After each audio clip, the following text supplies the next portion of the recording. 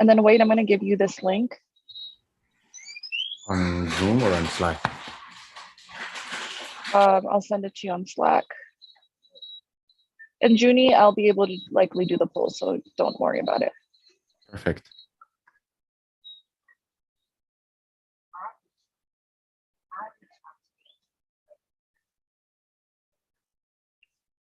Okay, Rosa, I'm going to make you co-host now. Okay. So now you can start it. Perfect. Everything worked. Okay. Okay, we can begin now.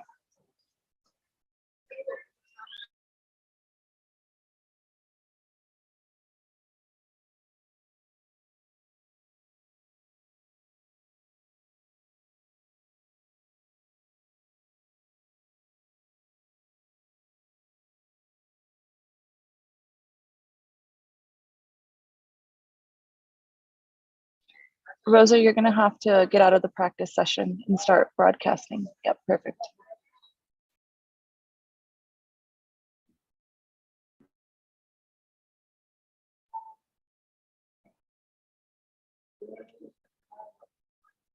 Rosa, you're still in the practice session. You're going to have to click that blue button that says start webinar.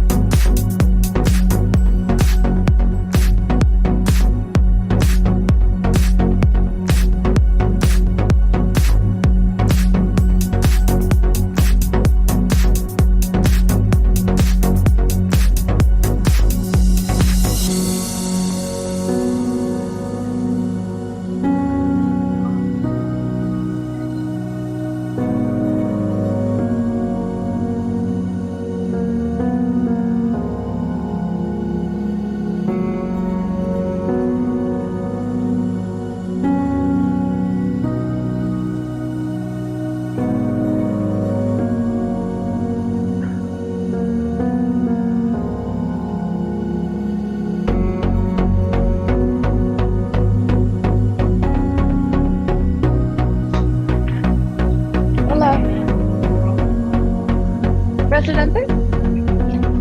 Uno.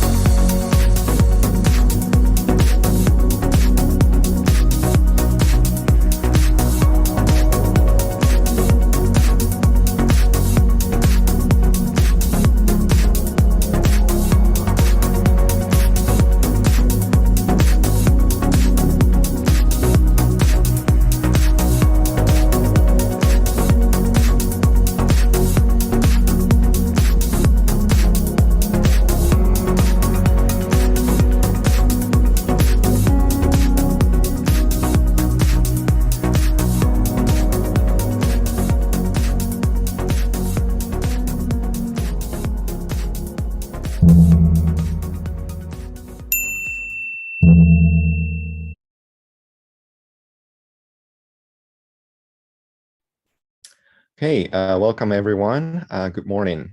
And it's great to have you all here. We're super thrilled to kick off our energy deep dive number 3. We'll be focusing on long-term energy storage, renewables, and decentralized energy grids today. And we've invited 8 startups in these spaces. Excited to present some of the top voted startups today. And my name is Juni. It's a pleasure to host this session.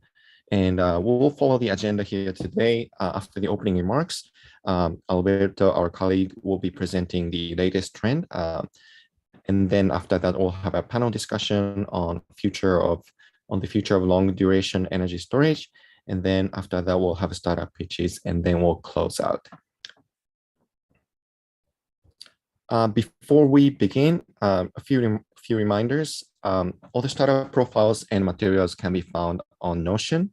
I believe the link is shared in the chat box, so please check it out.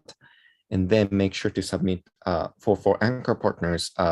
Please make sure to submit the second round of playbook votes by Monday, May 2nd. And then after each of the startup pitches, we'll launch the poll. So if you are interested in connecting with them, please make sure to answer the poll.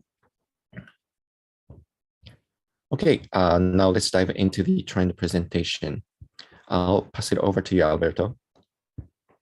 Good morning, everyone, and good evening to those of you joining from Europe and from other parts of the world. My name is Alberto, and I'm the Energy Ventures lead here at Plug and Play, so essentially leading our investments across the energy space, as well as working in corporate innovation with our energy clients. Today, I'm here to talk about the energy trends that we've been seeing, or the trends that we've been seeing across the last deep dive area, or deep dive 3 area, which essentially comprises all trends across long-term storage, as well as any trends across technologies that are pushing and essentially promoting a more decentralized and decarbonized energy grid. I'm gonna make sure I go camera off so my sound is clear. 1 second, we could start the session.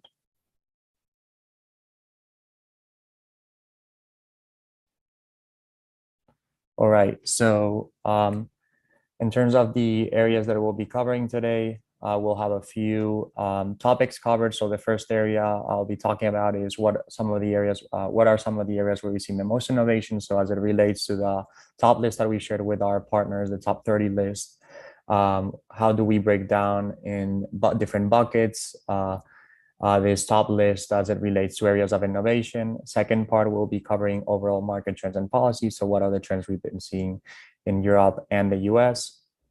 And the last part will be covering, the third part will be covering some of the largest investments and deals across these 4 buckets where we see innovation. And the last part will be talking a bit about some strategic partnerships projects that we're excited about that are happening all across the globe when it comes to these areas of innovation.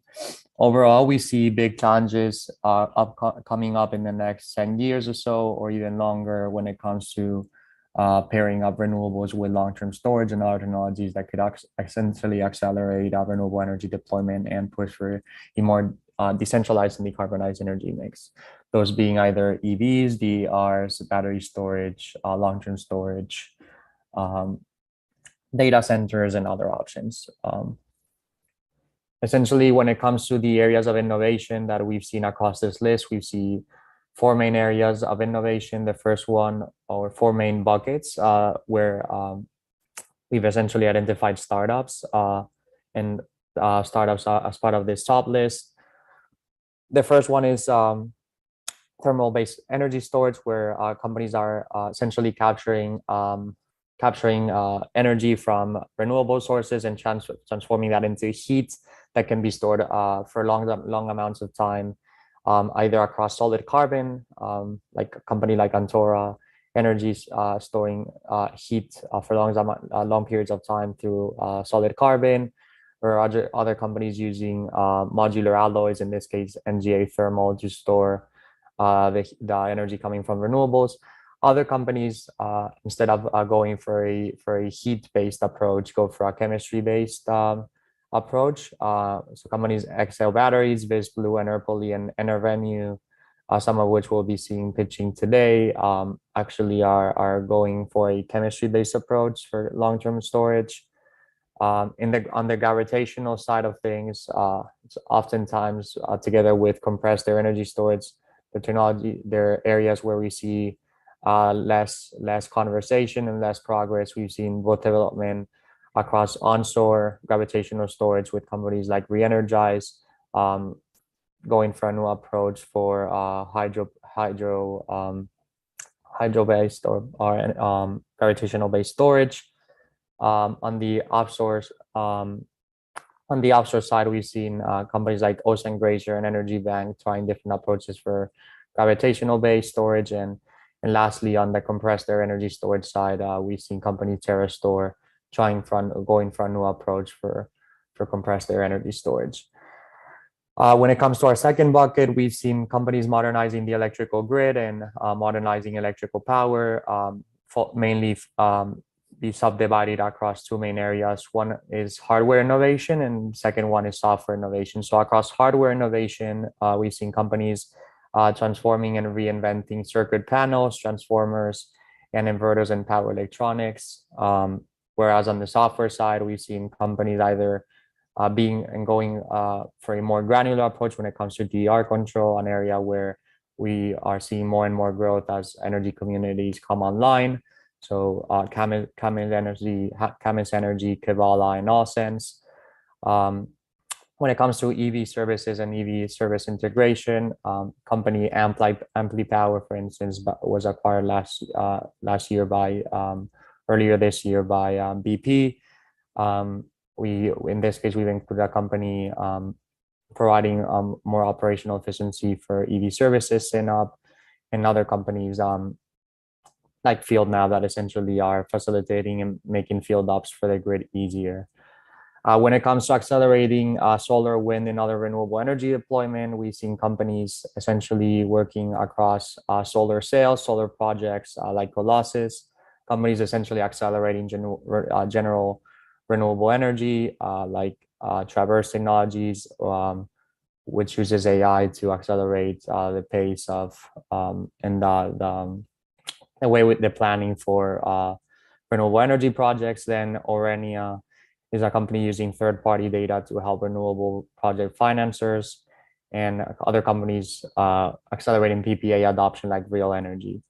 Now, the other area where we're pretty excited about we will see and we expect to see a lot of progress is not only data centers as it relates to the computing, but also crypto mining and blockchain, with the immense opportunity to both leverage existing resources as well as leverage renewable energy deployments to install these data centers and other options. So company like Paradigm, in this case, and out of our list, is working on more sustainable data centers that are paired up with renewables.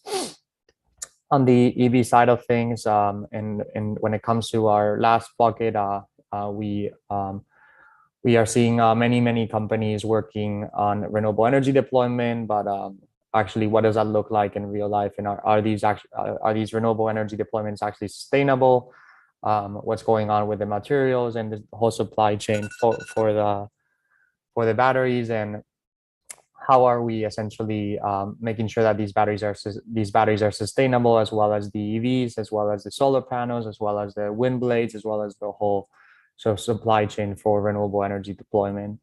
A few companies are working essentially around EVs and batteries, like Moment Energy, which is working on repurposing these batteries for storage. Akir, which is working on the analytics side. Other companies working on modularity, like Aceleron Energy, for these batteries. And lastly, companies essentially redesigning the whole manufacturing process, like Beyonder. When it comes to solar panels, we've seen big problems with either not only solar panels, but in wind blades also ending up in landfills.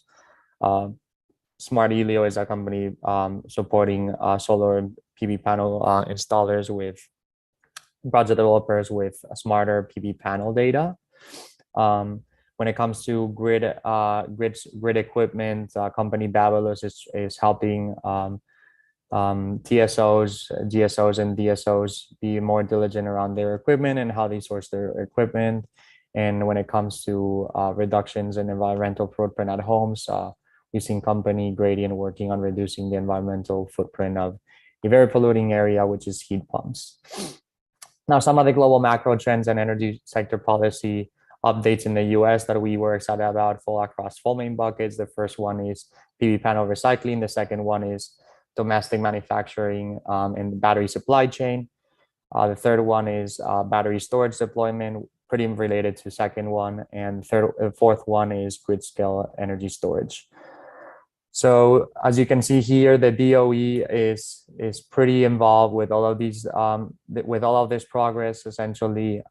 So essentially in March of this year, they announced a 5-year plan to reduce or cut the cost of recycled PV panels by half. So as you know, today, it's actually easier to just dispose of a end-of-life PV panel in a landfill than to actually recycle it, to dispose of it and make a new one, that to actually recycle it. So the DOE is trying to change that to sort of boost and push for circularity across solar energy deployment as well.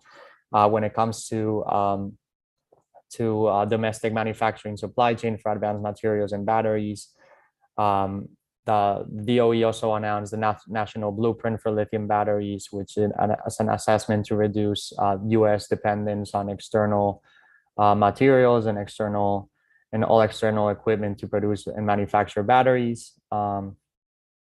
As a result, maybe not only this blueprint, but also interest from different corporations and private parties in the US to reduce external dependency. We've seen that US battery storage deployment doubled last year. So we went from a bit over 1.5 gigawatts of new battery storage all the way to 3.5 in 2021. So 1.5, a bit over 1.5 in 2020, all the way to 3.5 in 2021. And this is just the beginning, or we expect 63.4 gigawatts of new battery storage to be added from 2021 to 2026. So really interesting progress essentially across battery storage. And this essentially, just to clarify, is for batteries or everything, lithium batteries and lithium ion batteries and everything below 8 hours of storage. Now, the DOE is also looking at grid scale storage, and they want to reduce the cost of grid scale energy storage by 90% for systems of 10 plus hours of storage by 2030. In September of last year, actually, they released the Earthshots initiative, which essentially announced different targets to reduce and accelerate breakthroughs across energy storage. So definitely an area with a lot of progress. When it comes to Europe, China, and Japan, we've also seen some interesting policy updates. Europe is going strong on batteries and reducing their external supply on batteries. So they announced the Europe Battery Alliance, which is a new plan to produce 90% of all battery requirements and materials in Europe or in European countries by 2030. However, even if batteries and and essentially EVs are a big part of European strategy. They did leave out energy storage in their last RE Power EU plan. So essentially, recently the European Union released a plan which only included renewable energy and hydrogen energy deployments to accelerate the deployments via more government investment and sort of European Commission investment. They did, however, leave out energy storage. And as we've all seen recently with the war going on in Ukraine and different things going on across the world, Europe needs to depend less on external parties and more on their internal capacity, or at least that's what they want to hope for. So essentially, they're going for leading parties. Breakthrough Energy enters the European Association for Storage of Energy, Solar Power Europe, and Wind Europe want to reduce the EU dependency on external parties. So they want to push for more long-term energy storage or better long-term energy storage parties by 2030. In China and Japan, we've seen important cuts on renewable subsidies, which should hamper renewable energy deployment. So in August 2021, China cut subsidies on new solar projects, whereas which could hamper essentially deployments both for concentrated and distributed solar as well as onshore wind power projects. So watch out to see what happens in China when it comes to these types of projects. And then on the other side, sort of the opposite side, Japan looks to double its solar and wind generation capacity to around 130 gigawatts by 2030. Experts actually say that only with 1/10 of that grid storage capacity, Japan would be able to keep their supply stable. So maybe we could extract some conclusions out of this for other regions as well. When it comes to the biggest recent investments across these four bucket areas, we've seen across storage, big progress for chemistry-based startups or later stage companies. So Enervenue and Form Energy are two companies that raised big sums of money late last year. So Enervenue raised from Schlumberger and Saudi Aramco to reinvent the aerospace battery tech for power grids. They raised 100 million Series A, whereas Form Energy raised 240 million Series D from ArcelorMittal, Breakthrough Energy Ventures, and others for their iron air battery. Now, oftentimes a forgotten technology, which is compressed air energy storage, is also seeing progress. So Hydrostore actually raised 250 million from Goldman Sachs in January of this year to scale their advanced compressed air energy storage solution. When it comes to modernizing electrical power, there's mainly companies either, again, working on this on the hardware side, like Span, which raised 90 million Series B in March this year from Fifth Wall, Wellington, and others to reinvent the electrical panel. Whereas when we're looking at renewable energy pairing, the growth of energy communities, DERs, and all of these different areas, Gridx and AutoGrid, which were companies that actually were founded. We're founded across the Clean Tech 1.0 wave, are seeing big growth with their funding as it comes to renewable energy deployment and DER deployment. So Gridx raised 40 million Series C led by EIP in April of this year, and AutoGrid raised 170 million Series D for their DER solution, for DER integration solution in September 2021. As renewable energy comes online and we see more and more solar, wind, and other renewable energy deployment, we see either solutions pushing for adoption. So Aurora, in this case, raised 450 million in combined Series C and D funding from a number of different investors to accelerate their cloud-based solar industry software. Other companies working on data centers like Lancium raised 150 million from Hanwha and SBI to operate these data centers that help with demand curtailment.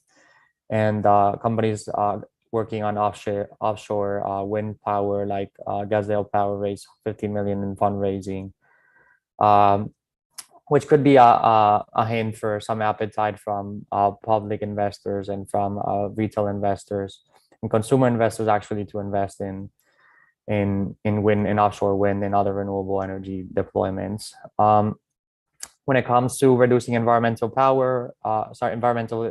footprint, we've seen essentially 3 companies that have made a lot of noise last year and this year. So SES went public via SPAC in March 2022. The investment came from Toyota, Hyundai, SK, Temasek, and others for their mine-to-man AI software. For Redwood Materials, in this case, to scale their battery supply chain solution, they raised 700 million Series C by T. Rowe Price, Amazon, Breakthrough Energy Ventures, Emerson Collective, and Ford Motors. Whereas last company, Northvolt, Sweden-based Northvolt, raised 2.8 billion venture round in June 2021 to build Europe's largest battery supply chain. Some really interesting projects across the globe, which we thought would be relevant to highlight, are essentially the ones across energy storage. So essentially, in April this year, the largest vanadium redox flow battery came online in Japan, in northern Japan. This was a project led by Sumitomo, a 51 megawatt hour flow battery. When it comes to compressed air energy storage, and we've heard a lot from the company in the panel Energy Dome. They just signed an agreement with Ansaldo Energia to bring their energy storage facilities online in EMEA. So essentially, Energy Dome will be providing the CO2 battery technology, whereas Ansaldo will provide the equipment, the engineering, the construction. On the battery supply chain side, as we spoke about reducing Europe's reliability on external folks, we also saw that they announced a project to bring big part of their battery supply chain and host that domestically. So Northvolt and Galp actually selected Setúbal in Portugal for their biggest lithium plant in Europe. It's a 700 million euro project, which will start operations in 2026. Apple, as it relates to renewable energy deployment, helps their suppliers accelerate renewable energy deployment. So their suppliers actually doubled the use of clean power in 2021. They went from small amounts all the way to 10 gigawatts counted last year of their total of 16 that are under their project to work commitment to become carbon neutral by 2030. And lastly, another interesting region or area of the world where we not often talk about as much is Africa, where actually it was just announced that Huawei provided the largest solar plus storage project in Africa through a 1 gigawatt solar PV generation project and 500 megawatts hour of battery storage. Now, these are a bit of the few projects, and we'll also be hearing a bit from startups, and yeah, that's been all for this trend session. Thank you very much, and please feel free to reach out with any questions. Thank you.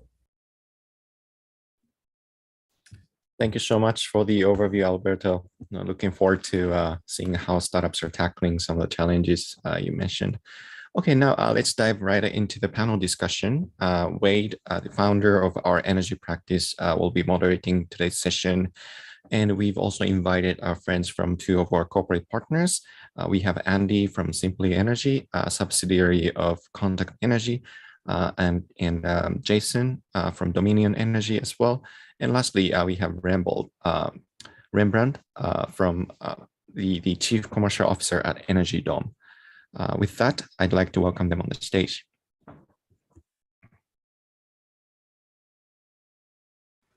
I'm looking forward to a dynamic discussion. I'd like to welcome the panel to join me on video here. So welcome Jason, Andy, and Bertrand.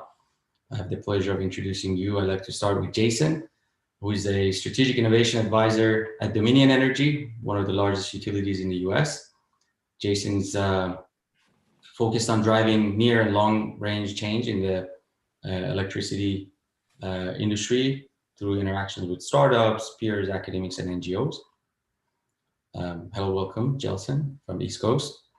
Next, I'd like to introduce Andy Sipley from New Zealand. He's the CEO of Simply Energy, which have joined forces to look after their commercial and industrial customers and drive innovative solutions to help them to a low carbon future. And finally, our next speaker is Rembrandt Nissen, who represents EnergyDome. EnergyDome is building an emission-free energy storage method that uses carbon dioxide in a closed-loop charge-discharge cycle that can store and dispatch renewable energy onto the grid over the periods of 4 to 24 hours. And Rembrandt, in his previous roles, he was a managing director at GE, where he was in charge of origination, due diligence, and deal structuring of greenfield development opportunities globally. And a few days ago, EnergyDome was awarded the winner in the Bloomberg New Energy Finance Pioneers of 2022. Congratulations for that in that competition. And we're excited to have you all. So just to kick off the conversation, I wanted to perhaps give it to each and every one of you to give us maybe a very short introduction of your organization, maybe very holistically, a few minutes, talk about it, and we'll start with you, Jason, and then Andy and Rembrandt next. Thanks, Wade. Yes, Jason Bishop with Dominion Energy. We're one of the larger utilities in the United States. We have about 7 million customers, about 17,000 employees. Our business is twofold, really. We have a vertically integrated electric utility business that operates in Virginia, North and South Carolina. We have gas utilities that operate in Utah, Ohio, West Virginia, North and South Carolina as well. And we're interested in the things that you would expect. We're very interested in the electrification of transport. We're interested in renewables and renewables integration into the system, and that includes short and medium and long duration storage.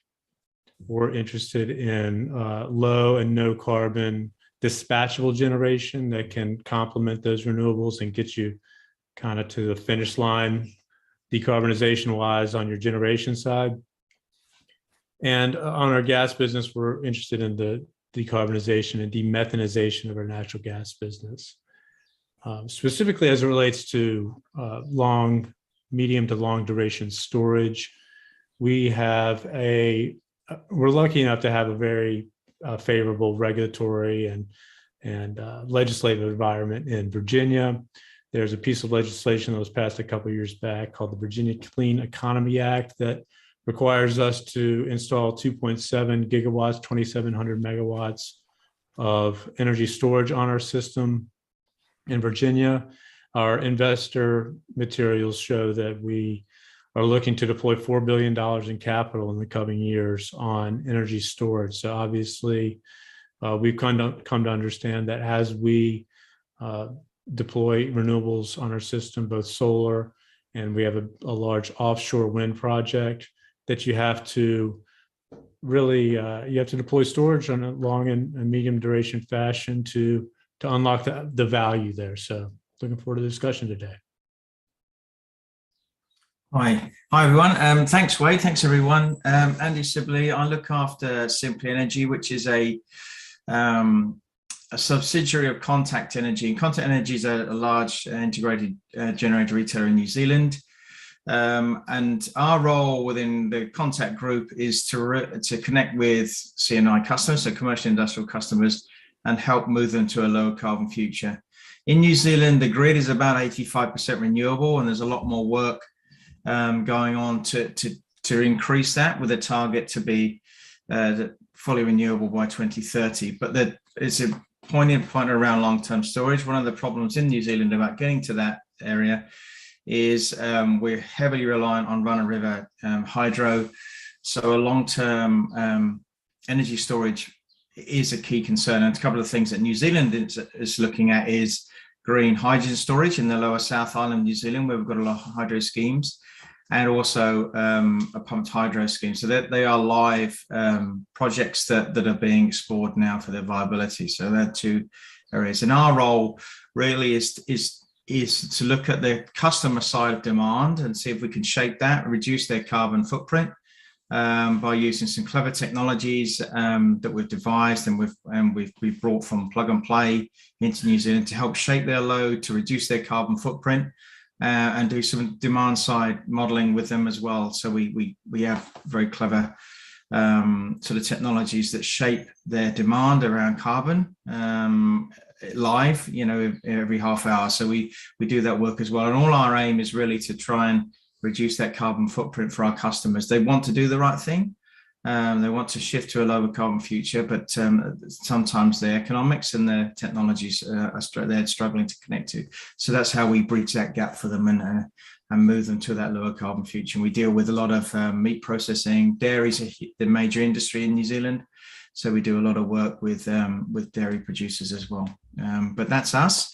That's our aim, and yeah, so far so good. And we've done some great stuff with plug and play and taken that technology into New Zealand. So welcome everybody.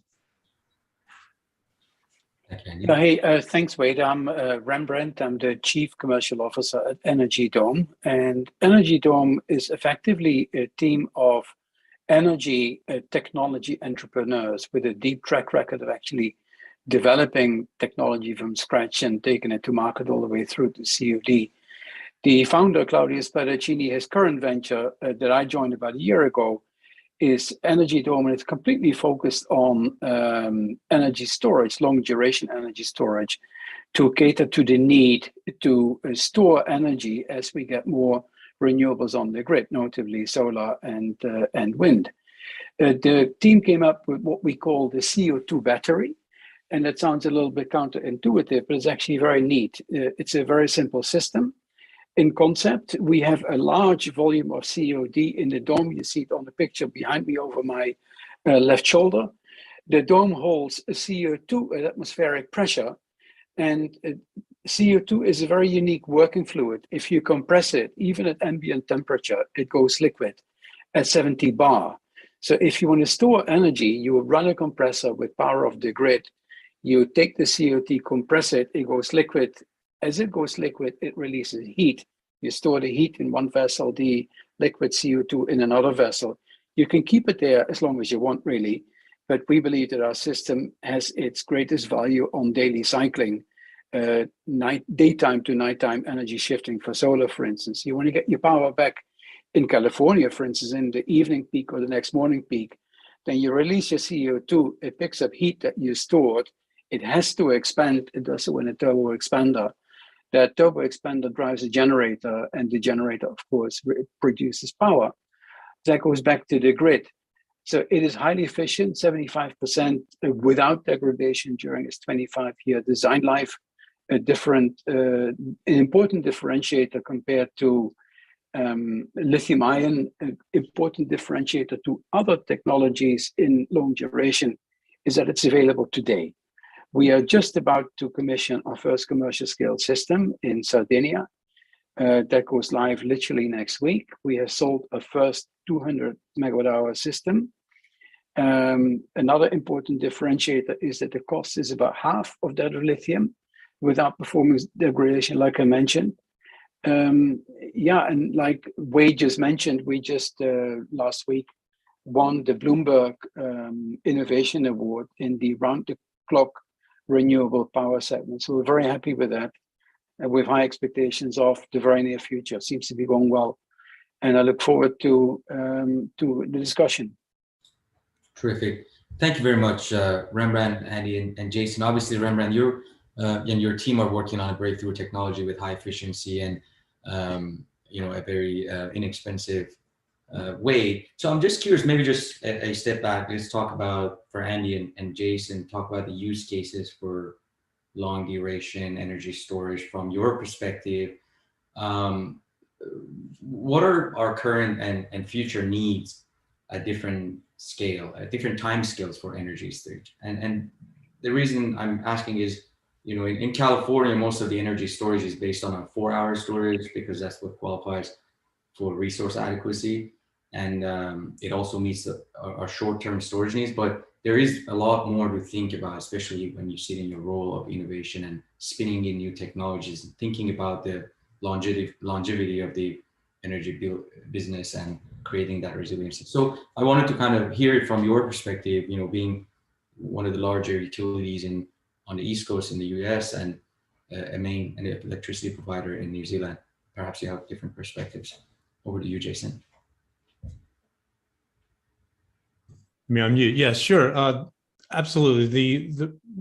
The medium duration storage and short duration storage, you got to follow the renewables. Wherever renewables are being deployed the most, they will start to use up the capacity of the short duration storage first. That's what's happening in California, and then you'll start to have a need for longer and longer durations to shift that energy, further into the night, or hopefully all the way through the night into the morning peak before the renewables are starting to generate the next day, principally solar.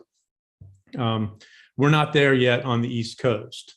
So we have a very aggressive plan to deploy renewables, and we have started, and we have like I mentioned, a offshore wind development that's happening. But for the moment, we don't have enough renewables to shift, enough energy rather from renewables to shift all the way through. Now, one of the things that I think about a lot whenever thinking about storage, especially in light of all the recent supply chain challenges, is, with lithium ion batteries, you're reliant on lithium, you're reliant on nickel, you're reliant on cobalt. And, I'm a big fan of physical storage mechanisms. And that's what by far and away is the largest storage, currently deployed worldwide in the form of pumped hydro. So I think that if these storage mechanisms can start to replicate or even get cheaper than lithium ion, they could be a technology that kind of leapfrogs. You'll know that you'll have the ability to use longer duration storage whenever the need arises. So that's kind of the way I think about these technologies right now in our service territory. Jason? Thank you. It's a little bit different in New Zealand with a very renewable grid. The key concern for longer term storage is twofold. One really is we took about a medium term storage requirement where there's something that needs to fill that gap where we do have problems with hydrology because of, there's no rain, etc. We're going through a dry patch at the moment. And then we have this seasonal requirement where there's a one in, and they're getting more prevalent with climate change, that we're getting very, very low lake and river levels for considerable periods of time, and the grid becomes very tight and constrained. And the only way that energy gap is being filled from a grid perspective at the moment is with gas. And so the challenge for us is really from a generation side is to what is the best solution around that, trying to work that out. But we're also tackling that from a demand side as well. With what we deal with, we trade flexibility. So if a customer, and some of the big contracts more recently are energy contracts, have quite a high flexibility requirement in that they reduces the cost of energy to the supplier, to the customer, but they're willing to shut off periods of time. And then when they look at the commercial model over the whole year, and then they go, that makes sense for us, and we do that. So we do a lot of demand side shifting to allow and tackling it from the grid side, because the grid side, there will be a solution, a cost-effective solution. We firmly believe that, but it isn't there yet.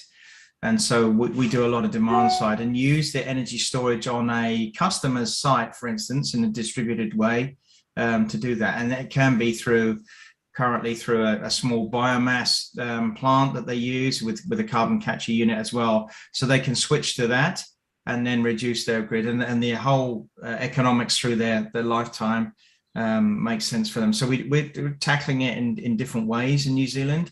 And we do have a very renewable grid. There's more solar coming, which provides us with more intermittency intraday. And we're doing that again with load shifting, etc., and making sure that all that solar is consumed when it's been generated, rather than looking for initially for storage. So that's what we've been doing in New Zealand, and there's still quite a few challenges with that, with plants, etc. But also we still haven't found the right technology that cost effectively can give us that long-term storage. Being a small island, we don't have a lot of options for that storage, and the two big ones being explored, as I said before, are hydrogen. We've got a big aluminium smelter in the lower South Island that runs straight off of hydro. So when there's a lot of water, do we store that energy in a hydrogen plant, and then use hydrogen cells to support the grid over a longer period of time? So that's one option, and the other one is the government's looking at a large pumped hydro storage facility as well. So yeah, interesting times. Yeah.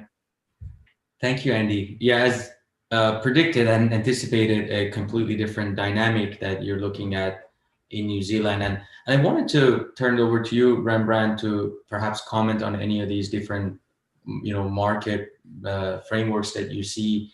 And then if you have any comment there, then expand a little bit more on the other new technologies that exist in the market that are claiming to be long duration. If you have any kind of feedback around like the holistic view of other technologies like compressed air, or pumped hydro, or gravity, or other technologies that exist in the market, and how do you position, Energy Dome using carbon dioxide to store energy? That's a very interesting idea. So I'll turn it over to you, Rembrandt. Yeah, maybe if I could comment first on the demand or the interest that we see globally. If you look at, and I think Andy was exactly right, or Jason mentioned it, the more renewables you get on the system, the more energy shifting you will need. You need grid support, voltage control, frequency control, etc., which the lithium storage is quite well. What it does not do so well is inertia. For that, you need rotating equipment. The CO2 battery happens to have rotating equipment. But if you go to deeper penetration of renewables on the system, then especially where it comes to solar, you need longer duration storage. Wind variability varies from minute to minute, hour to hour, if you will. Solar, it is just binary. The sun shines or it doesn't shine in most parts of the world. So you need energy shifting in those jurisdictions where you have deep solar penetration. Think of California, think of Texas, think of Chile, think of the Middle East, the Mediterranean, Australia, India, and so on. So that actually is indeed where we see the greatest interest for long duration storage, and we see it at scale. We are in discussion with a party that is looking for a 500 megawatt times 10 hours in Latin America. I won't go into too much detail where. India is very similar. The Middle East is very similar. And the applications that you see are partially time shifting, like I just mentioned. And when you go to the Middle East, you see a lot of interest from off-grid power users. The Middle East, think of remote oil and gas fields. They run off solar at a very low cost, like $20, $30, $40 a megawatt hour. And then at night, they run diesel. Of course, the diesel is expensive compared to solar, so they would like to turn variable load into base load, and that is economically quite easily done. Our commercial demo will be commissioned within the next few weeks.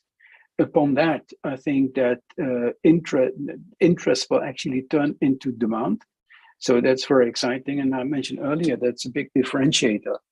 If we switch to other technologies, I'm sure there are other technologies that will work and that will come to market. Certainly the ambition from other technology providers is there. And in fact, the long duration energy storage community has come together in something called the Long Duration Energy Storage Council. And you can find it at ldscouncil.com.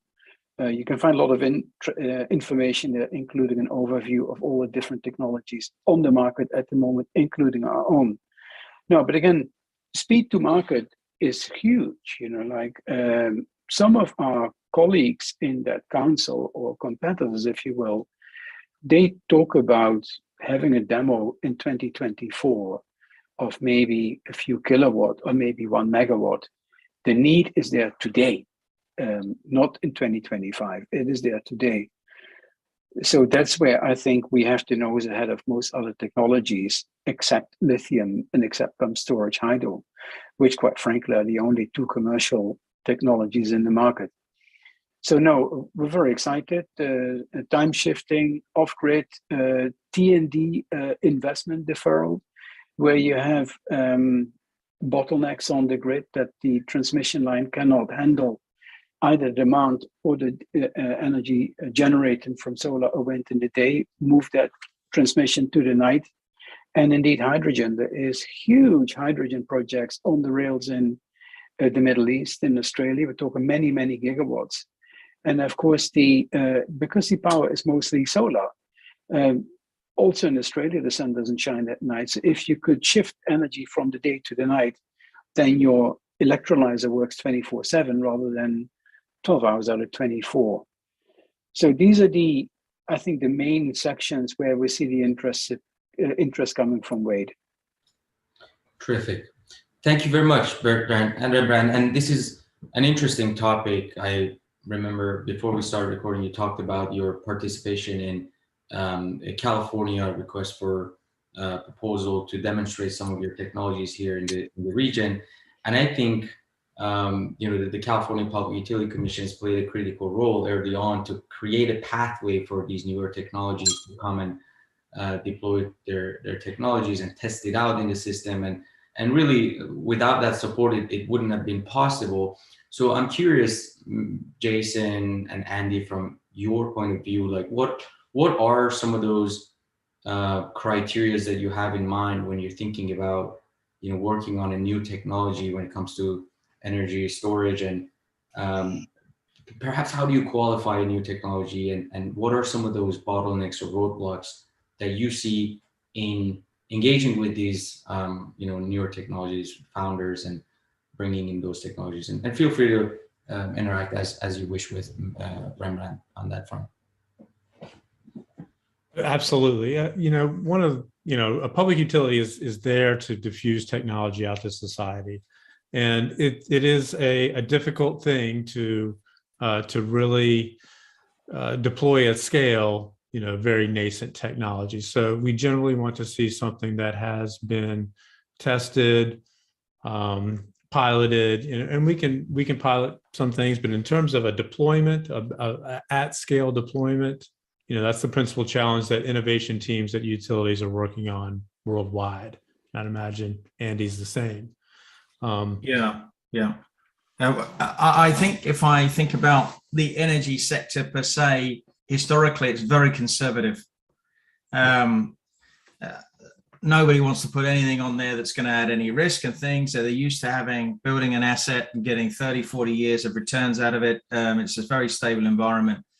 And I think from an energy perspective, the world has changed on utilities very, very quickly, and continues to evolve very quickly. And it's no longer possible to just sit there and generate and retail energy, because the very thing that's built that industry is changing very quickly, and indeed, from a fossil fuel perspective, will be gone. And so there's always has been a view I'm particularly just looking at the New Zealand context, but I contacting through Plug and Play and others, that energy sector does have that quite entrenched view around that, but it's opening up. And the whole idea now for us is, one of the things that we found, it was really hard. We could connect with new technologies, but really hard to get that piloted or moved in the bigger energy community. So that's why we do it separately.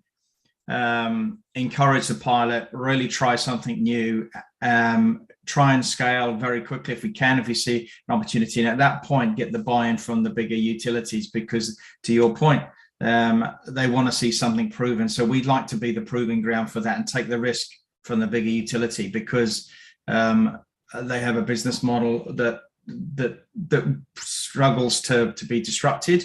And so we have to feed that disruption in gradually. So I think that's the way we connect, and that's the way we've seen quite a bit of success. The things we're doing now with small wind farms, etc., that we would, if I was to tackle the bigger utility straight away, they would just go, no, we're focused on this. So I think they know that they need to change, but it's really hard for a bigger utility to change internally. So that's why we've been sort of formed and grow to grow these things where they can then be tested and reduce the risk of trying these new options for the bigger utilities. Is the way, whether that's right or wrong, but it's the fact of where we are today, and that's how we're getting the new technologies growing and being proven. Because some of these pilots, you need to, with any innovation, you've got to try, fail, and we like to do it in our area because the big old company won't do that. Yeah. I think, Andy, what you say there resonates. I've been in this space for a long time. I started in wind nearly 30 years ago, and it took maybe 50 years before wind was generally accepted and bankable, et cetera, and only now have people stopped calling it alternative energy. It is not alternative. It is the only thing that's happening at the moment is solar and wind. So wind took a very long time. Solar went very much more quickly. But I think we're in a completely different paradigm today, where the market, the men in the street, they expect us as an energy sector to do something. Yeah. And especially today with the tragic events in Ukraine, where you see the price of gas doubling and doubling again, where people need to make a choice between eating or heating. Had we made this energy transition 10 years earlier or 20 years earlier, we wouldn't be in the pickle that we're in today. So I think that today, the finance sector, the utilities, the politicians, they're all, I don't want to say they're more willing to take risks, but they're forced to take a risk that perhaps before they could just sit back, like you said, and see what happens and prove it out for 20 years. And if that works, then I'll do that as well. I don't want it to happen on my watch that I do a project that doesn't work. No, I think that today the interest is genuine. And to address one of the points that Jason, you also mentioned, that people wanted to see it proven out, not to talk only about the CO2 battery, but what's unique about it, I don't know what I mentioned earlier, the components that make up the CO2 battery are just compressors and turbines and vessels. These components, they come from a supply chain and like all the big OEMs, and they give you many years performance warranty on the component. The only thing that is novel that we do is that we use the different components in a particular process. So our speed to market is going to be very different, and we like to think that our system is going to be bankable as soon as we have proven that the integration works. Because it is not like wind, for instance, where you need to show that the gearbox works for 8,000 hours, or a gas turbine that needs to have 16,000 hours before it's proven. The components are proven. If the integration works, then the system is expected to be accepted as workable and bankable. It's a fascinating space. I've been in it for a very long time. It is changing, and somebody once said, if you think it's changing fast, wait till tomorrow, because change is coming faster every day. Speaking of change, one of the changes that I can foresee is, you mentioned the events in the Ukraine and the resulting increases in commodities prices, really fuel prices, what I'm talking about, natural gas here in the United States, coal here in the United States. If that persists and, there's higher and higher levels of renewables integration on our system, those traditional thermal generators are going to have more and more challenged economics going forward. And I think that's really going to present an opportunity for these longer duration storages, like yours, either standalone or paired with solar. And, one of the things that really tugs on the economics of storage is degradation. You mentioned that your system doesn't have a degradation profile.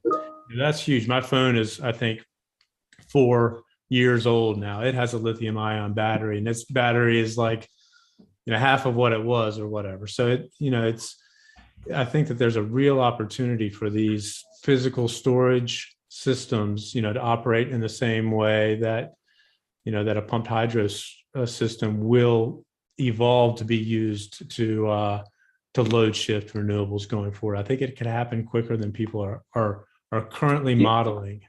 I think Yeah, so. I'm in complete agreement, and in complete agreement with you there, Jason. First of all, renewable solar and wind, they're already having cold lunch. There was a president of the United States not long ago that said that he would support coal. Well, coal is finished. It's over. It's done. You see solar generation at a cost of $1 or $2 per kilowatt hour. The one problem that we have is the storage, right? You cannot bridge the gap. And I think that the problem that we face today, yes, it is storage, but the technical answers are there, but not everybody knows it. And I sometimes compare it a little bit to the iPad. Nobody needed an iPad until Bill Gates showed us one. So the long duration storage, once it is more widely known that technologies exist that work and that are affordable, and to your point, that do not degrade during 25-year lifetime, I think that very quickly there will be a switch to long duration storage, and coal will be gone and gas will be on standby for when the sun doesn't shine for a couple of months or the wind doesn't blow for a couple of months. That's my view. Like I said, I've been in it for a very long time in the energy space, renewable energy space. When I started, it was a hope and a dream. Today, it is a one-way street. There's no way back. But we just need to go faster. Yeah, it's a necessity. And I think the trend, I think, is also going to be more distributed generation as well, rather than waiting for big scale projects jumping up all around the grid to supply the grid. I think certainly we're seeing a heck of a lot of prevalence of smaller scale feeding with an embedded storage facility around that as well, and feeding this whole network. We're getting communities now that want to build their own solar farm with a storage facility to overcome energy poverty. And so there's this whole community sort of spirit going as well around that. It's not up to the big players have showed us some other technologies, but it's up to us to grip this and move forward. Because sometimes they're not seeing that movement in the bigger utilities, because they've got inertia in their own existing business model, but that inertia is slowing. And so I think that's what we're seeing as well. I am very bullish about the role that the long duration energy storage will play in our future energy mix.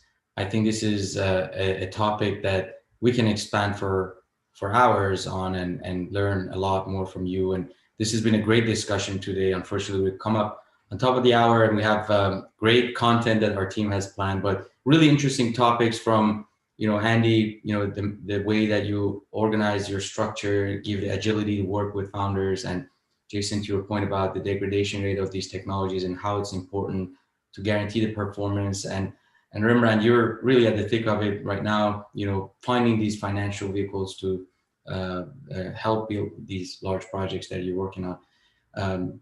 Amazing, and thank you very much, everyone, for taking the time to join us. And thanks again for all of the other partners, our startups that are presenting today. We're excited to see the rest of the session today, and we'll see you on the other side. Thank you very much. Thank you so much, Wade. Thank you so much, guys. It was a great discussion. It was great to see your perspectives on how these technologies come into play, especially in light of rising fuel prices. Okay, now let's get to the startup pitches. But before that, reminders again, please check out the Notion page. And also for our anchor partners, please submit your votes by Monday, May 2nd. Also, after each of the startup presentations, there'll be a poll. If you want any introductions, please make sure to answer these polls. Okay, let's get started. First up, we have Chad from Enervenue. Enervenue provides metal hydrogen batteries for large-scale renewable and storage applications. And congrats on your Series A fundraiser.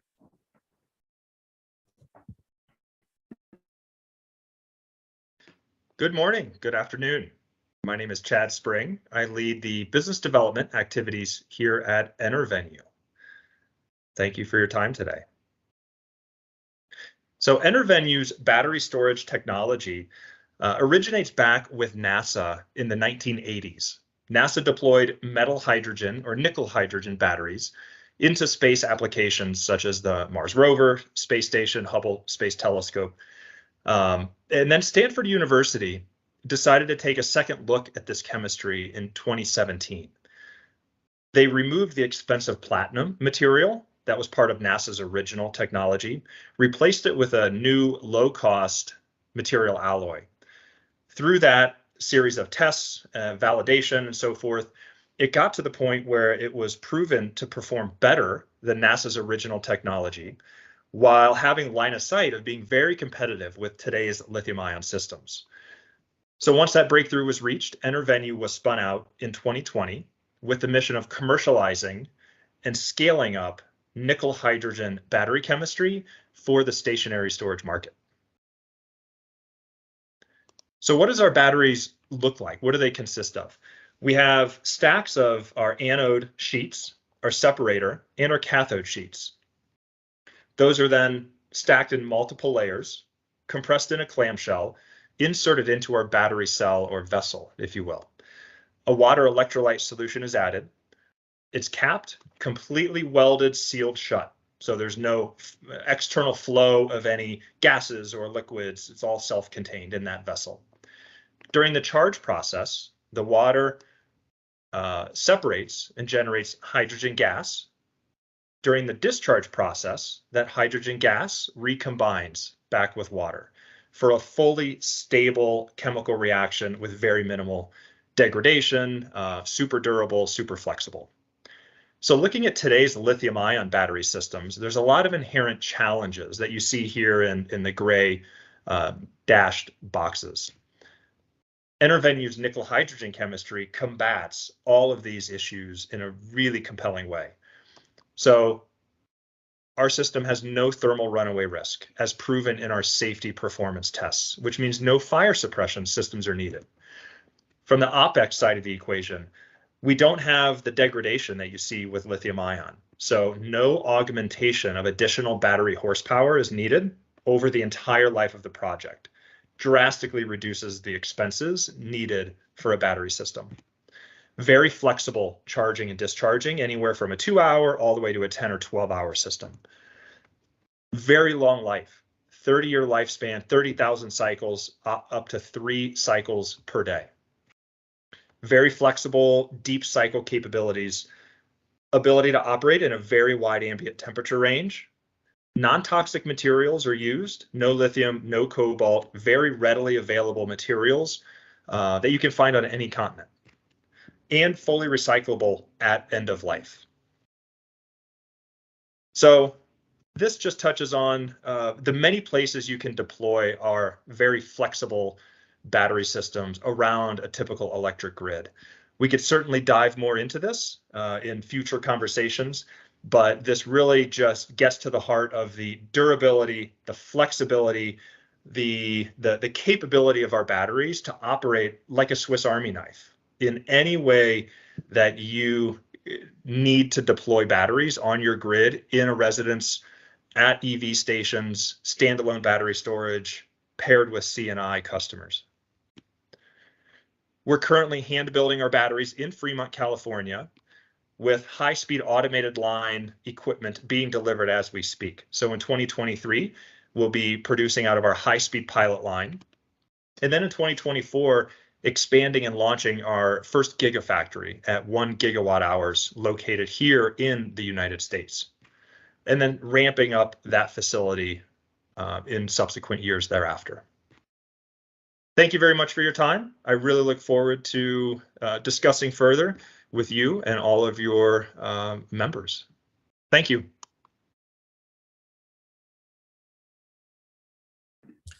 Thank you so much, Chad. Now time for a quick poll.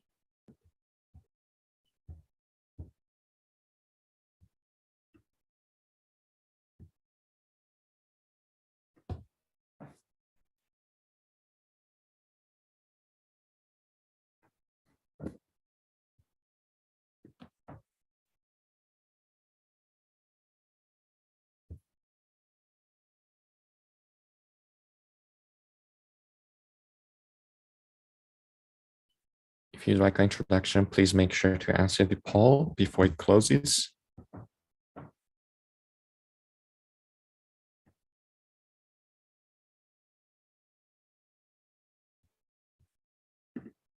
All right, let's move on.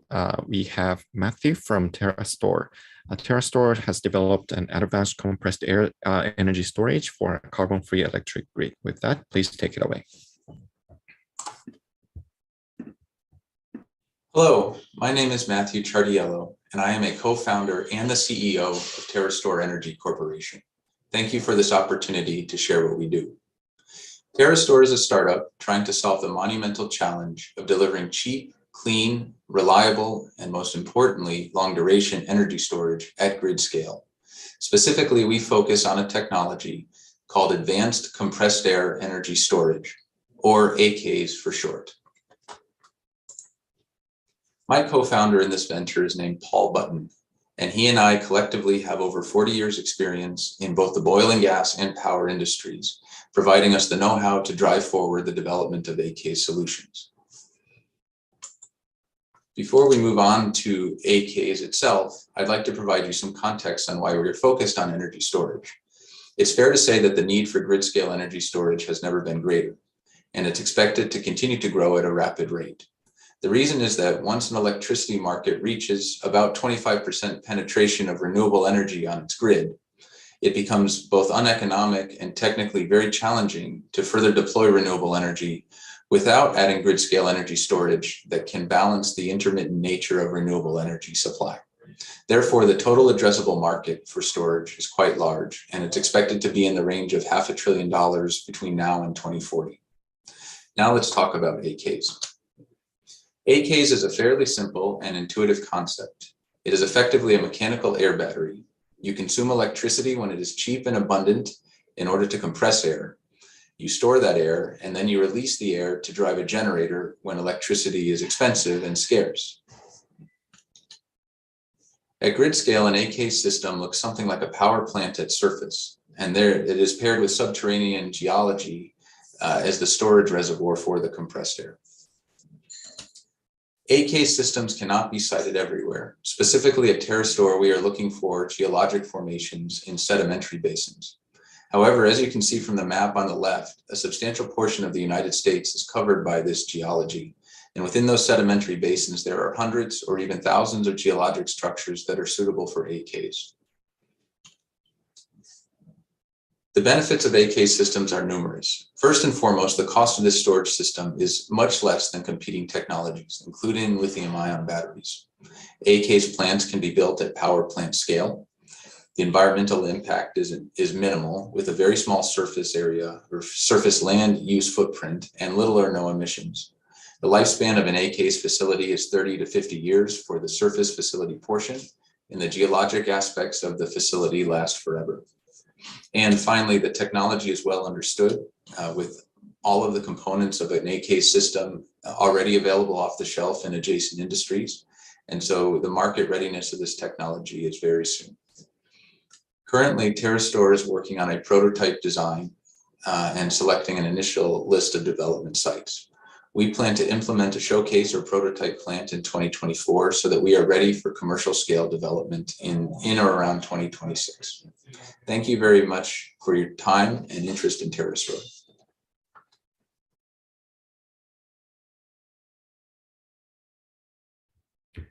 Thank you so much. Time for a quick poll.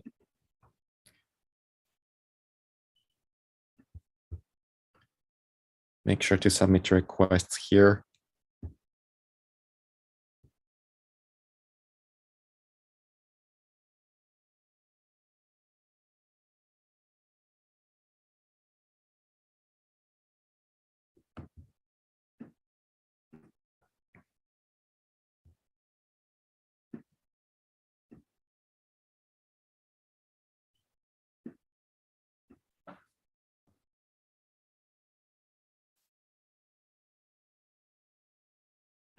Cool. Up next, we have Paul from Enoda. Enoda provides the transition to a zero carbon energy system with a transformer replacement and hydrogen production. That, please take it away. Hello, I'm Paul Domian, CEO of Enoda, and I'd like to introduce you to our technology and how we intend to enable humanity to prosper on 100% renewable energy. The truth that only we know is that because AC electricity is a wave, the value of energy, strictly speaking electromotive force, varies tremendously with time. It varies with the weather. It varies with changes in demand. It varies in the very short term as we need to maintain frequency, which is a function of supply and demand, within plus or minus 1% at all times. It even varies within the 50 or 60 hertz of the waveform itself. Energy which is congruent with the signal is valuable and can be put to productive use. That which is not, approximately 7 to 9% of total electromotive force in systems with high levels of variable renewable energy, is noise that constrains the network and causes damages to equipment. It's negatively valued energy. The last century of economic growth was powered by the AC system, in which stability was a byproduct of the spinning mass of fossil fuel generation. We've removed the fossil fuel generation, but in the process, we have also removed stability from the system. Enoda shifts stability from generation to the grid itself, enabling a full stack solution for a system that is stable, affordable, and green. Without our innovation, the cost of stability will continue to rise, and the energy transition will become increasingly unaffordable. Enoda Prime is the core innovation that underpins our full stack solution. Patent pending Prime technology enables bidirectional energy flow and provides huge improvements in grid capacity, resilience, and stability. We are fundamentally transformative grid technology that will define the new energy system. We actively correct the electricity signal, switching out energy that's in the wrong place and putting it to productive use. We get paid by the network for ensuring stable frequency and voltage. And we put noise, negatively valued, and low valued electricity to work producing hydrogen, which is a fundamental game changer for green hydrogen economics. We're deploying our full stack solution in 2 stages. In 2023, we'll be launching the Prime Exchanger, a drop-in replacement for distribution network transformers that provide signal correction and balancing services. It will be manufactured under license by FSEC, Europe's #3 power systems OEM, and sold by FSEC to FSEC's existing utility customers through the existing supply chain. In 2024, we'll be commissioning our first HERA installations, which use commercially available hydrogen equipment and Prime's ability to capture waste and excess electricity to produce green hydrogen, high-grade heater cooling, and power. HERA is a fully decarbonized alternative to gas-fired combined heat and power with a similar payback period. Taken together, Prime and HERA are a complete solution to decarbonize the grid and meet the majority of forecast green hydrogen demand. Enoda was established last year by a team of energy professionals with a decade of experience working with this technology and a proven track record working together. Our first Prime prototypes will be X-Factory at the end of the year. These prototypes will then go into POCs, predominantly with existing FSEC customers, in the first half of 2023. At scale, commercial Prime deliveries will then begin in Q2 2023, with the first HERA in 2024. We have 2 asks. On the one hand, we're currently raising capital and are looking for partners who bring industrial expertise. On the other hand, we're currently selecting our POC partners and are keen to connect with potential early adopters. Thank you very much. Thank you so much, Paul. Now time for Paul. If you're interested in running a POC with them, connecting with them, please make sure to answer the poll.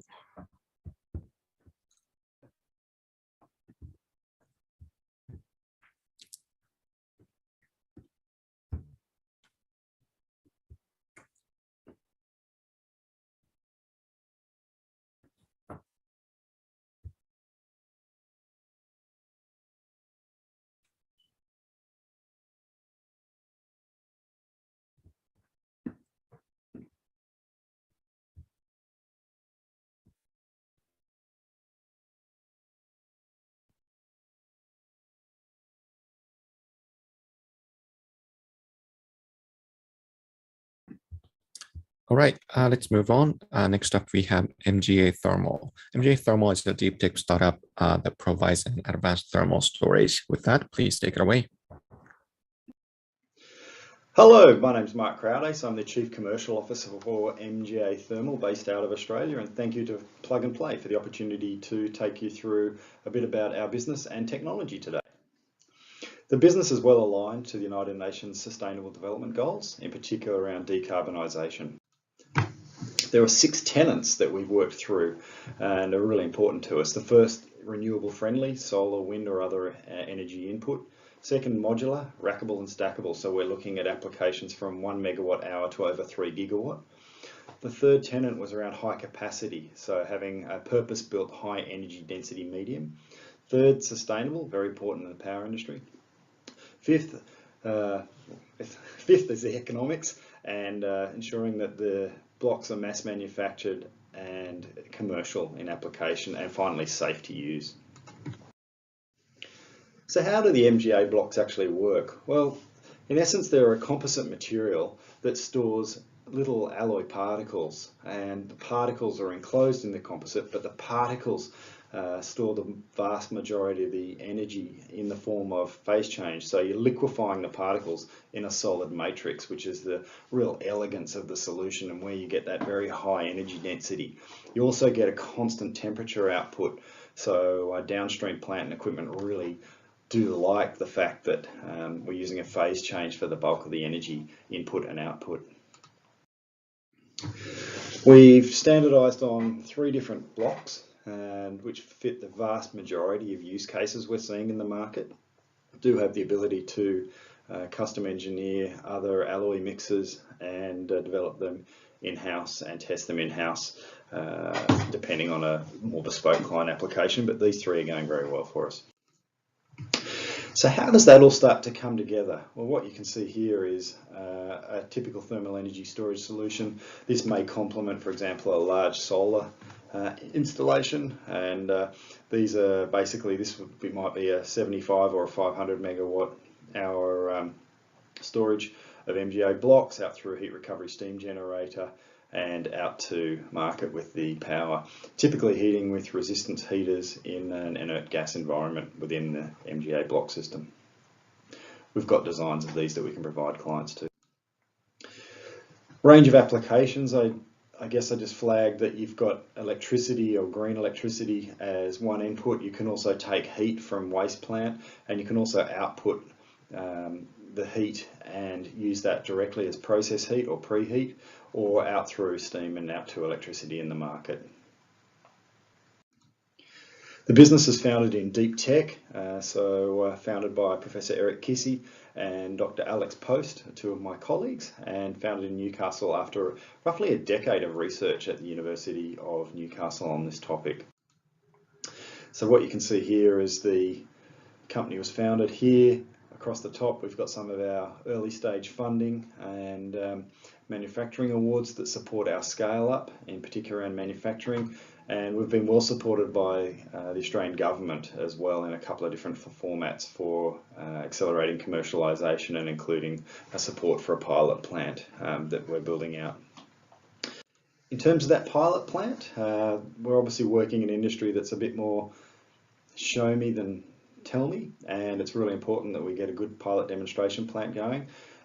It's actually a bit bigger than this, but we're building out and we'll have operational by late this calendar year a pilot plant, 5 megawatt hour storage, and that'll have roughly 5,000 blocks in it with the dimensions shown there. And we've got a number of clients that are looking at applications.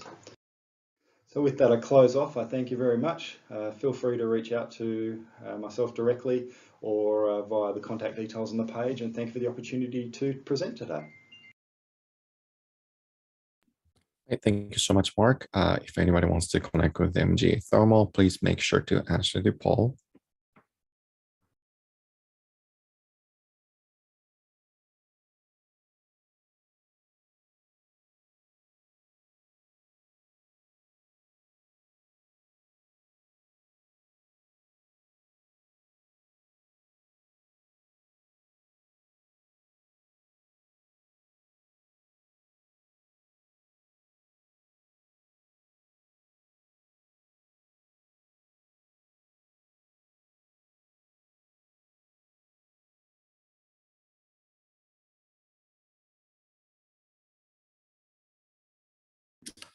Great. Up next, we have Energy Bank.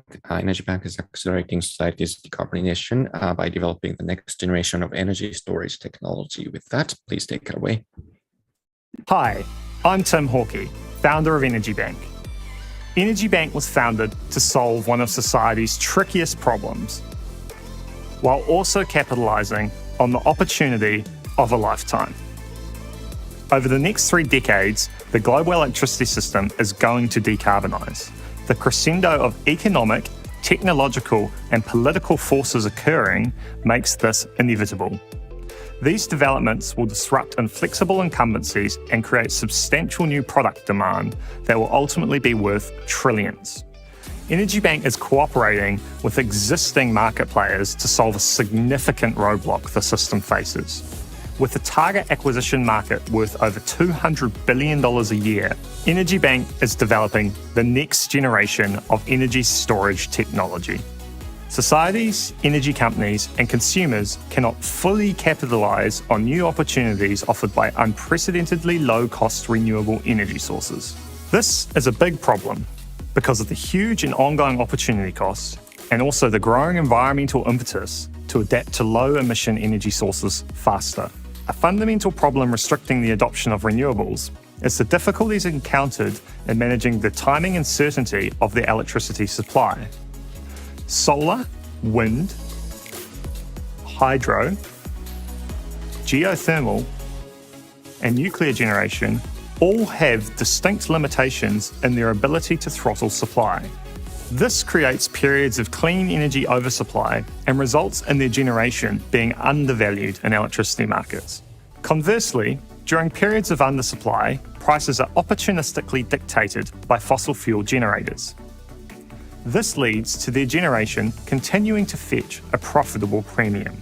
Partial solutions like demand-side management, pumped hydro storage, and lithium-ion batteries have begun to address this problem. However, their inconvenience, environmental effects, lack of scalability, and cost are limiting adoption. Energy Bank is the solution to this. Our entirely novel class of energy storage technology avoids these limitations outright. By moving large masses from the ocean floor to its surface over distances of up to 8 kilometres, we exploit gravitational potential to store energy.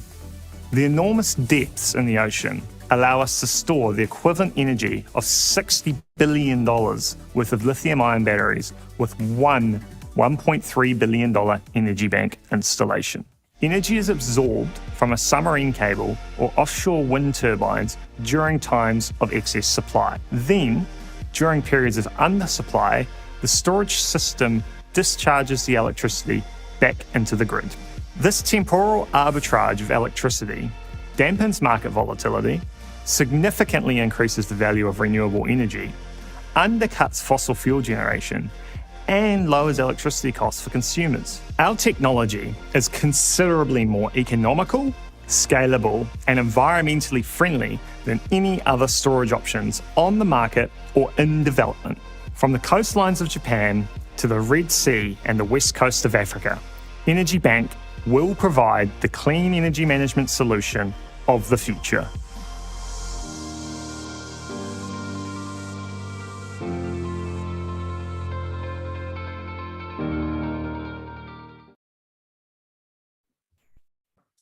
Super interesting. Thank you so much, Tim.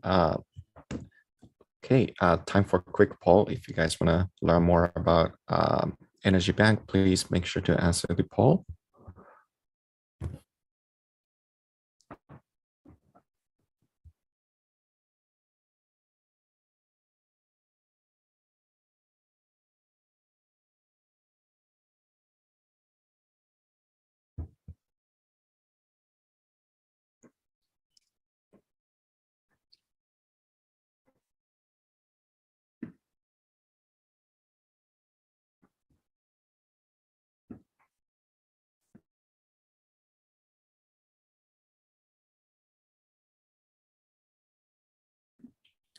Okay, up next we have Reenergize. Reenergize. Reenergize is a grid-scale energy storage solution provider using high-density hydro. With that, please take it away. Devastating impacts of climate change are being felt across the globe. This means governments are legislating pathways towards zero-carbon energy systems free of fossil fuels. The cost of renewable energy is low and falling all the time, but the problem is that it's intermittent. Supply rarely matches demand. To solve the intermittency problem, long-duration energy storage is needed to create reliable and stable power grids. Industry commentators state that the energy storage market is going to be valued in billions, if not trillions, of dollars. Only companies like Re-Energize, that have a low-cost energy storage solution with a truly scalable business model, can be deployed in the timescales demanded by the climate emergency and have the opportunity to become major long-term players in this trillion-dollar market. Hello, I'm Stephen Crocher, CEO of Re-Energize, based in London and Montreal.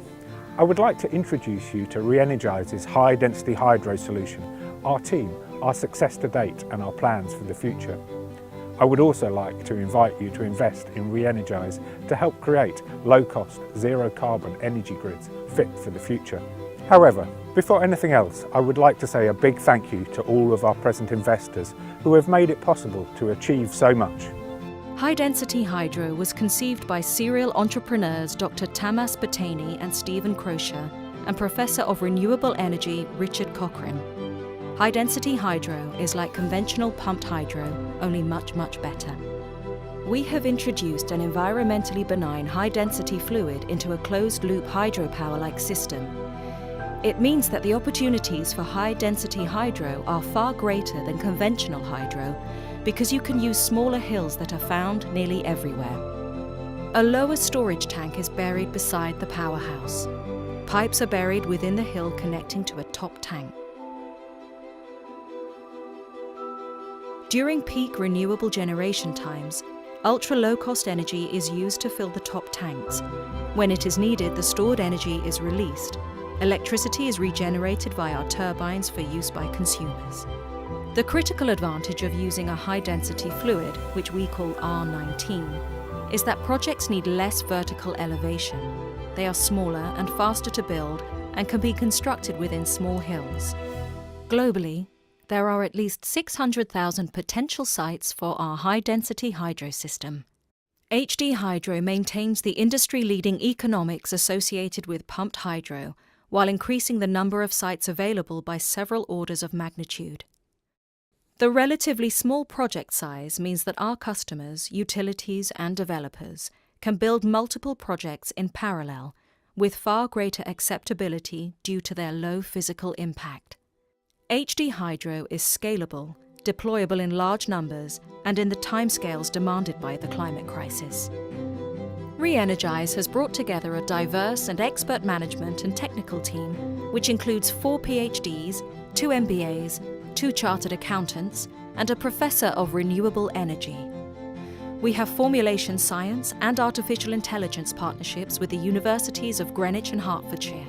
A talented engineering team has been recruited at our technology centre in Montreal, where physical R&D takes place. Montreal is at the heart of the North American hydropower industry and a great base to address the huge market opportunities across North America. Our fluid, R19, has been independently tested in third-party laboratories. We have registered 3 trademarks and filed 2 patents with more in development. Re-Energize receives weekly inquiries from across the world. Our customer value proposition has been validated with Habitat Energy, the UK's leading energy storage trading company.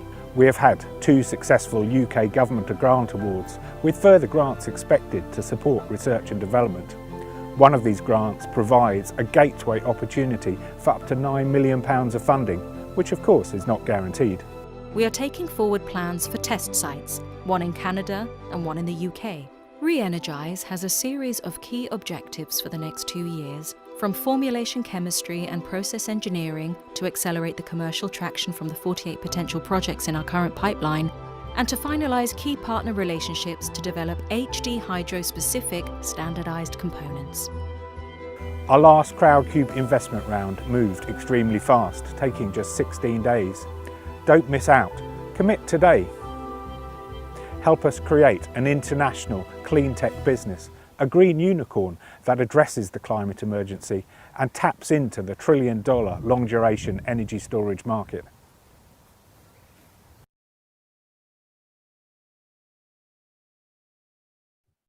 Excellent. Thank you so much. If you'd like to connect with Reenergize, please answer the poll.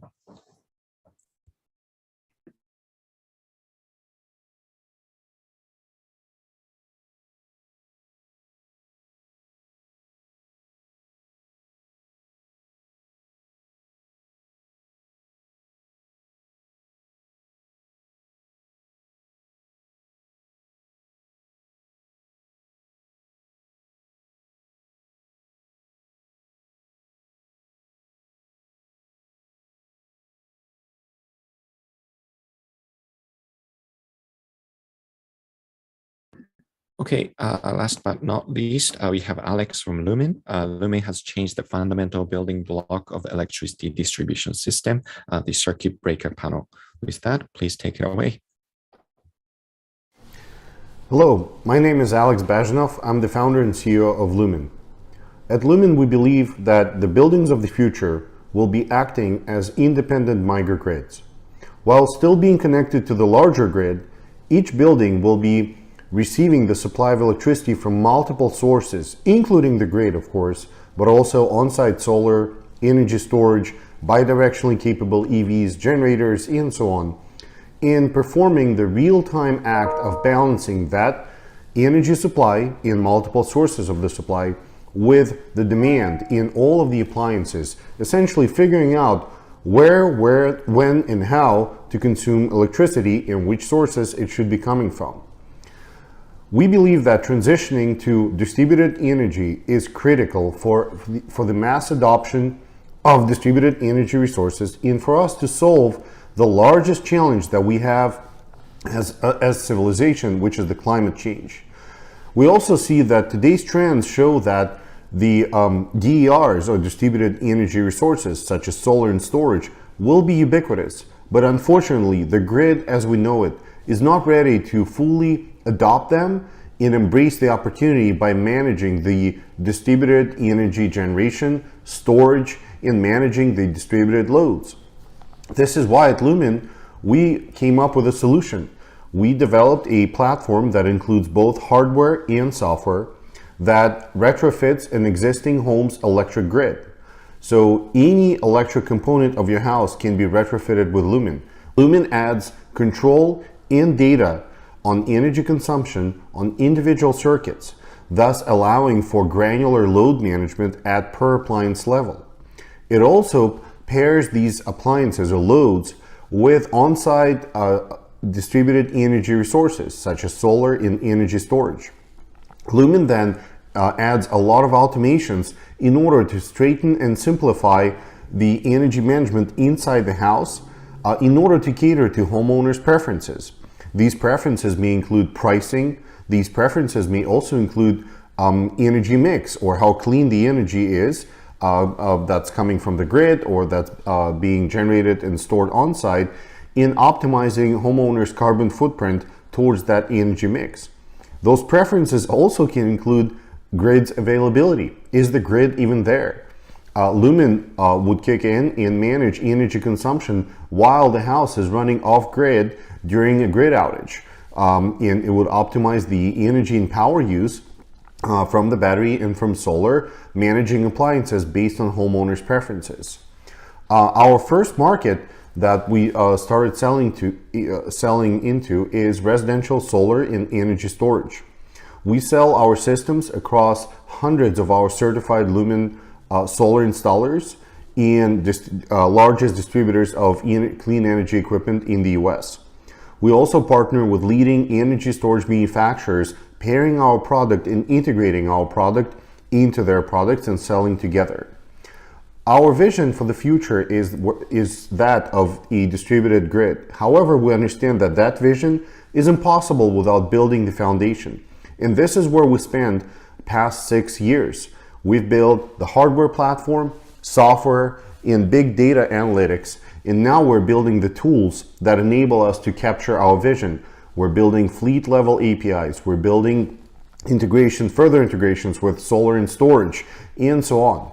We see the world where our network of connected devices, including devices from third-party manufacturers, acts together, allows the grid or utilities to perform smart demand response, to perform transactive energy, to run a transactive energy marketplace. This is where we're heading as energy services and energy company with a proprietary hardware and software platform. If you're interested, feel free to contact me. Thank you so much. Bye. Thank you so much, Alex. Now, time for a quick poll.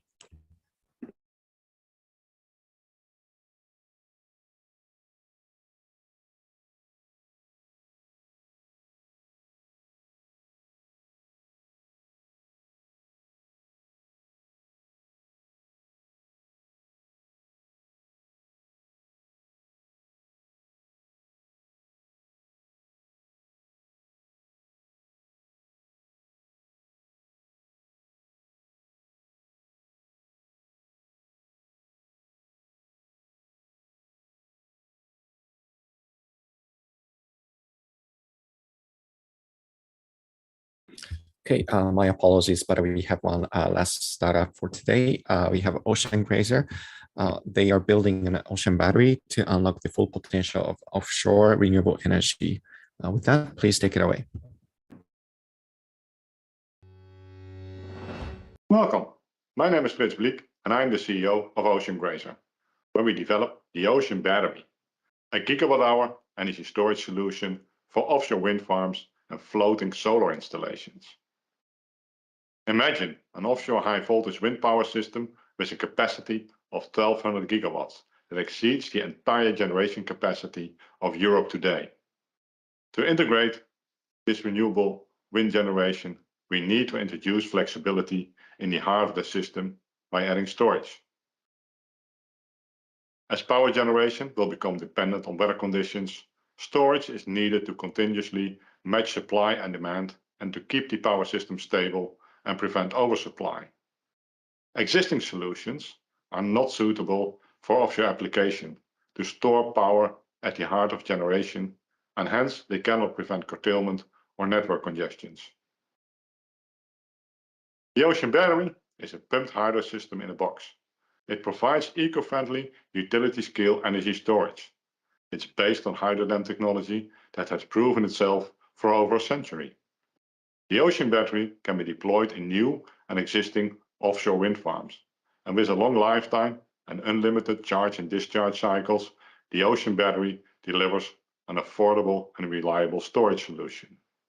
The system is modular and scalable that allows it to adapt the power capacity and storage volume independent of each other to the needs of your project. The patents on our solution ensure that we have the freedom to operate globally. 95% of the offshore wind capacity will be installed in shallow waters, where there is no other solution commercially viable. For an offshore wind farm with a capacity of 750 megawatts, a 200 megawatt hour, 100 megawatt battery can add a net present value over 20 years of over 200 million euro. That results in a payback period of 8 years of the investment in the Ocean Battery. After successful testing of our prototype under realistic conditions, we are now developing the first commercial demonstrator in a sand excavation lake to transform the sand excavation activities into a fully sustainable operation based on solar power. At the same time, we are working on the development of the first offshore demonstrator that will become operational in 2026. The development of the Ocean Battery would not have been possible without the unique management team that combines in-depth energy market intelligence with the best engineer of 2022 and seasoned hands-on experience with offshore innovation. Together, we make the Ocean Battery a success and tap into the potential of the offshore energy storage market that soon will exceed $200 billion. The high efficiencies of 78% combined with a long lifetime and infinite scalability make the ocean battery highly suitable for inshore and offshore applications. The payback period lies within 8 to 10 years, with a net present value that's roughly 2.5 times the capex, depending on market conditions and the application. The ocean battery has the freedom to operate around the globe and has virtually no competition in shallow waters, where 95% of the offshore wind farms will be installed. The devotion of our management team will ensure that we will reach our ambition and soon will be able to provide the ocean battery storage solution in your country. Thank you for your attention.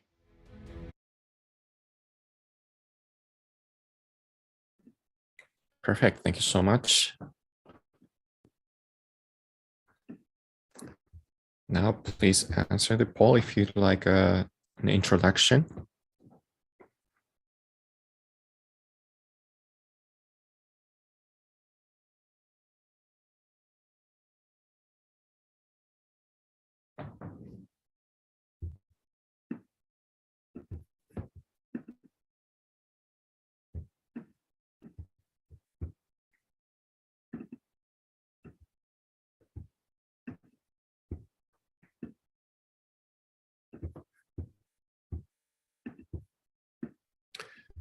Thank you so much, and that'll conclude today's session. But before you hop off, please don't forget to provide your feedback by answering the last poll here.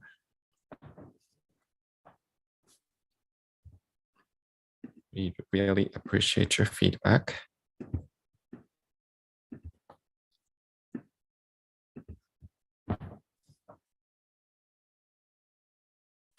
Awesome. That's about it. Thank you so much, guys, for joining, and hope you really enjoyed the session. And we're gonna have our summer summit coming up in June, so we're hoping to see you guys in person. Thank you so much, and enjoy the rest of your day.